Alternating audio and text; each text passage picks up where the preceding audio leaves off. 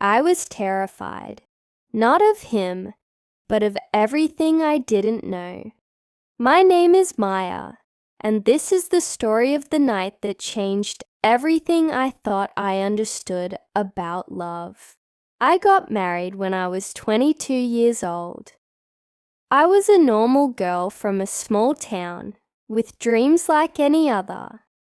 Dreams of love, of tender hands, of someone who would look at me like I mattered. But alongside those dreams lived a fear so deep I could barely name it. Fear of the first night, fear of the unknown waiting on the other side of that wedding door. My friends had filled my head with stories. Some told me it would hurt. Others said it was beautiful. Some cried. Some laughed. I didn't know which version would become mine, and that uncertainty wrapped around me like a shadow I couldn't shake. The wedding day stretched endlessly. Noise everywhere. People, photos, food, prayers, embraces, tears streaming down faces I'd known my whole life. When I finally left my parents' house, my heart felt like stone. I smiled for everyone watching, but inside, I was a child again, walking into a vast world I didn't understand and wasn't sure I was ready for. His family welcomed me with warmth when we arrived. Everyone seemed so happy, so certain, but I was trembling. My hands had gone cold, my lips dry as paper. I kept that smile fixed on my face, even as something inside me shook violently, desperately. After the guests disappeared and the lights dimmed to almost nothing, I was led to our room. The silence hit me first. Thick, heavy, real. Someone had scattered flower petals across the bed. The air was sweet, like sugar mixed with something warm and unfamiliar. I sat down on the edge, eyes cast low, unable to look at anything directly. My heart hammered against my ribs like it wanted to escape. My hands rested on my lap, but they wouldn't stop shaking. Every sound became amplified. A clock ticking somewhere, the whisper of wind brushing against the window, footsteps approaching. Then the door opened, so slowly it felt like time itself had slowed down. I didn't look up, but I knew it was him, Ryan, my husband. We were married now, bound together by words and vows. But we barely knew each other. He stepped inside and closed the door with such gentleness. It barely made a sound. My breathing became shallow, ragged. My spine went rigid. I pressed my lips together hard, trying to steady myself. I heard him walking toward me, each footstep sending electricity through my chest. He sat down on the bed, but not close. He left space between us. Intentional, careful space. The silence stretched. Complete and total silence. Then his voice came, soft and calm, breaking through the tension like warm light through fog. Maya, I know this is new for both of us. It's okay. We don't have to rush anything. His voice wasn't heavy or demanding. It was warm, like someone offering you shelter on the coldest night of your life. Slowly, so slowly, I turned to look at him. He was smiling, but it wasn't confidence I saw there. He looked nervous too, like someone terrified of frightening a fragile bird that had landed near his hand. That vulnerability in him unlocked something in me I didn't expect. Peace. He reached for a glass of water on the side table and held it out to me.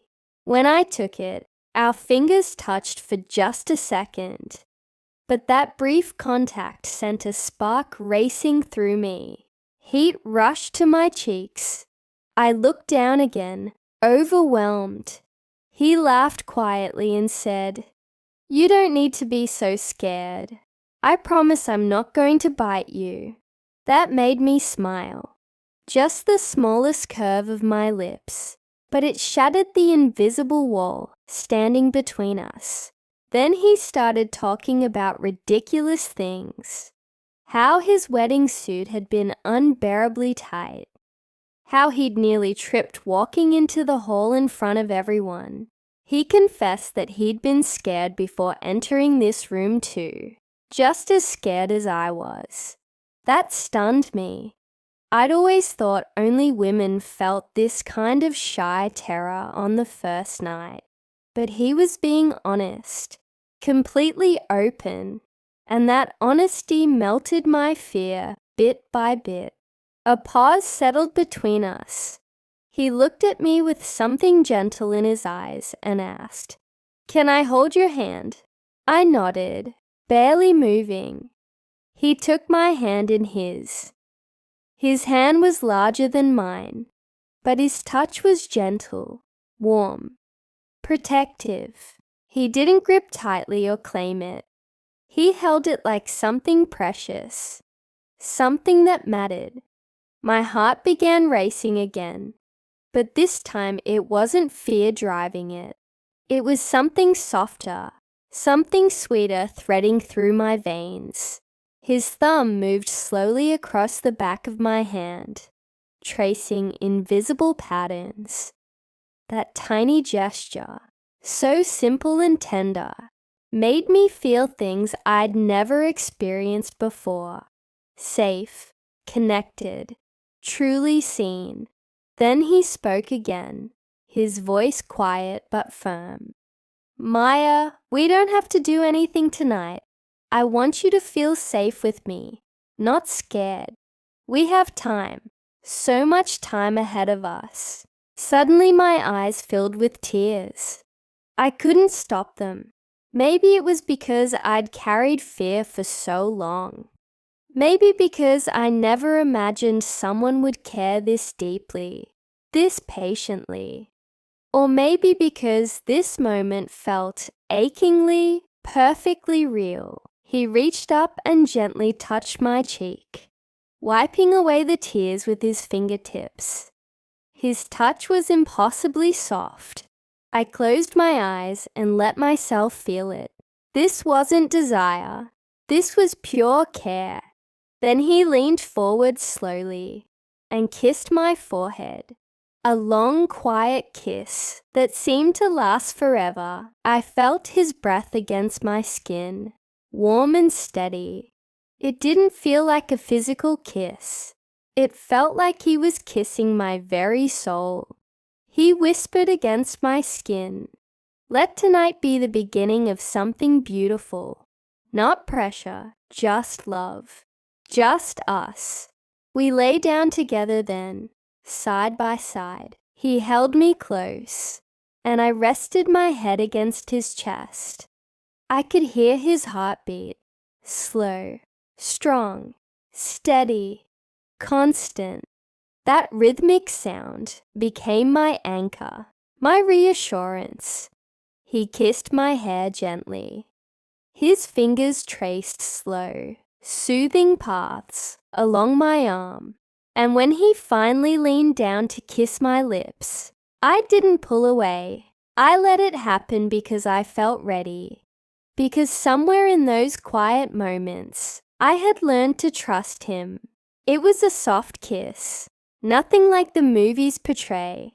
It was a little awkward, a little uncertain, a little shy, but it was real, and that realness made it the most beautiful thing I'd ever experienced. That night, we didn't try to be husband and wife in the way everyone expected. We tried to be human first, two people choosing gentleness over tradition, connection over performance. We didn't chase some imagined perfect moment. We created our own. We didn't cross lines we weren't ready for. We made space for each other to breathe, to feel, to simply be. Now when I look back at that night, I smile. Not because of what happened, but because of how it happened. Because of who he chose to be when he could have been anything else.